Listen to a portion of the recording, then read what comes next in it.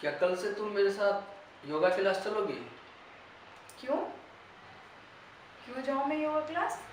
तुम्हें क्या लगता है? क्या मैं मोटी हो गई हूँ?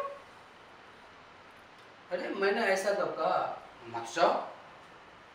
मतलब क्या है तुम्हारा? बोलने का क्या मतलब है? मैं आलसी हूँ?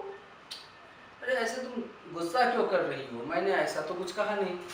वाह, मैं क्या हमेशा झगड़ती रहती हूँ? मैं पागल हूँ क्या? अरे छोड़ो यार, रहने दो। मतलब मैं झूठ बोल रही हूँ? तुम्हें क्या लगता है मैं झूठ बोल रही हूँ? छोड़ यार, मत जा, मैं भी नहीं जाता योगा क्लास, रहने दे। ठीक है? अब समझी?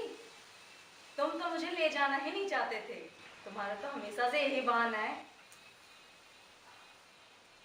चुप हो जा वरना मैं तेरा गला दबा के मार दूंगा। ऐसे कैसे गला दबा दोगे? अभी तो तुम्हारी छाती पे मूंग भी दलना है। इतनी जल्दी कैसे चली जाऊं?